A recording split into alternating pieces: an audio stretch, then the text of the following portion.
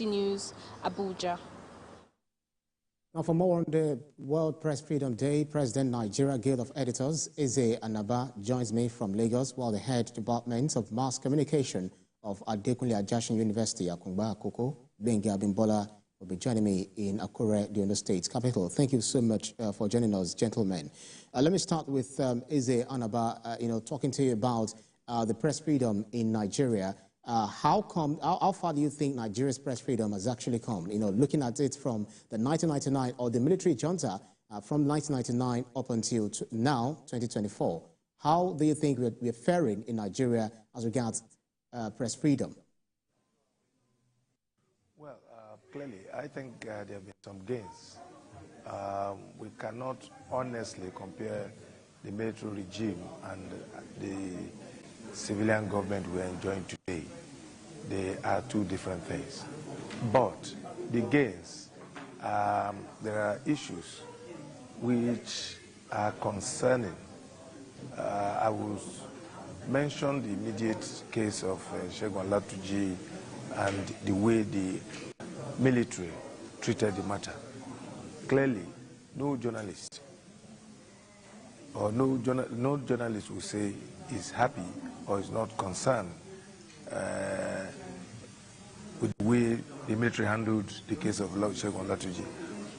This impacts on press freedom. You do not resort to self-help in dealing with issues concerning you in a country governed by the rule of law.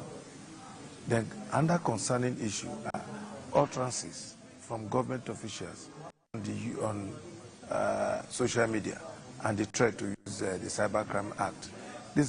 All this impacts on press freedom. Then number three, we can also talk about sustainability issues in the media. The media today is challenged by all sorts. Both the broadcast and the print media are all affected by, survival issues. So you can't be free if you do not depend on others for your survival. And clearly right now, with the print media, for instance, has issues of the cost of production. The revenue intake is low. So you can't really say you are independent if you do not control your thought process. If others influence the way you produce your news or whatever you produce, you can't say you are free. So these are all issues we have to address. But overall, I would say, well, we cannot say we are the way we were during the military. Let me come to you, Bengi Abimbola, who is in Akure, Ondo State. If you look at the town and the gown, based on what the students of mass communication have been taught about press and how they're supposed to be socially responsible and uphold the professionalism of their profession, how would you say that they're translating this into what they are supposed to do as professional journalists out there in terms of reporting factual and objective incidences to the people? Thank you. If we take a look at the Nigerian space, I would say that we have not performed poorly in terms of press freedom. We've done well, although there are some challenges as enunciated by the president of the Nigerian Guild of Editors. For us in the classroom, some of us who have molded these children, teaching them, producing journalists, some of us have been journalists before. I was in the newsroom before I went to the classroom. We teach our students the desirability of being a professional journalist. Today, the social media has bastardized our profession. Everybody is now calling himself a reporter. But we always tell our students that everybody can be a reporter, but not everybody can be a journalist. A journalist is a trained reporter who is dealing with mass audience, either through the electronic means or the print means, as we have in newspapers, magazines, radio, television, and the online platforms. Now, the axiom of journalism, the cardinal points of journalism is truth and accuracy. So we used to teach our students that truth must be upheld at all times. In fact, for news, truth is sacrosanct. You don't embellish. But we also need to look at the angle of the responsibility of journalists to the nation. as entrenched in our Constitution, Section 22, has given us the power to hold government accountable to the people. But in doing this, we must also do it with responsibility. And we used to teach our students different platforms for media practice. We have the propagandist model, we have the public service model, and we have the profit model. Right. For the propagandist model, just like the Guild of Editors says, survival is the issue. So for propagandists, some people set up media outfits to propagate a certain idea, either political, religious, or whatever. They are not after profit. But some set up the media for profit purposes. And these people, they want to remain in business. They want to make profit. So they serve the audience what the audience wants, not what they really need. But the public service model is the media that are set up for social responsibility, to make the people responsible and also the government responsible. Absolutely. But we know that the issue of economic survival has affected the way journalism is practiced. But all the same, we used to teach our students that they must ensure their safety first. Absolutely. Because in our schools, we have been teaching about journalists' responsibility to the people, but we teach less of their safety when the chiefs are down. That's right. Let me come to you, the President Nigeria Guild of Editors, Eze Anaba.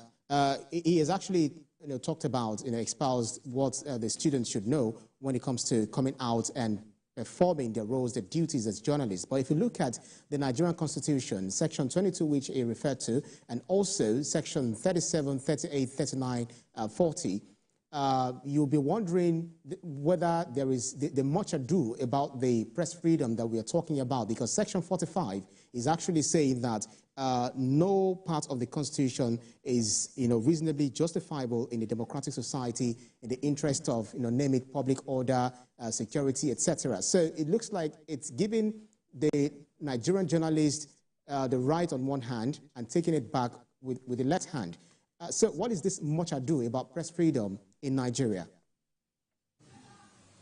Well, let me just say this. There's no part of the world where you say a right is absolute. There's no absolute right anywhere. You practice within the ambit of the law.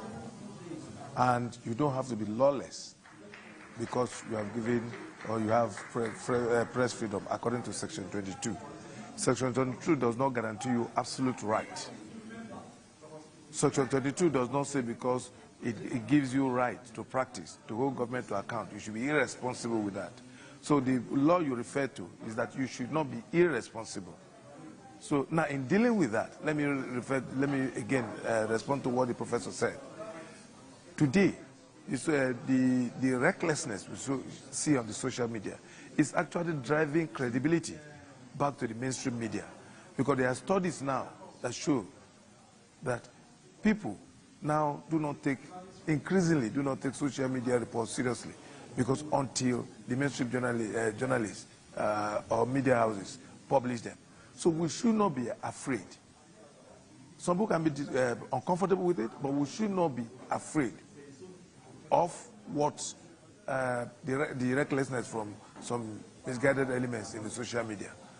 So we all have a responsibility to uphold the truth. And that's why you say in upholding the truth, you hold the powerful to account. It does not mean that the law takes any power from you.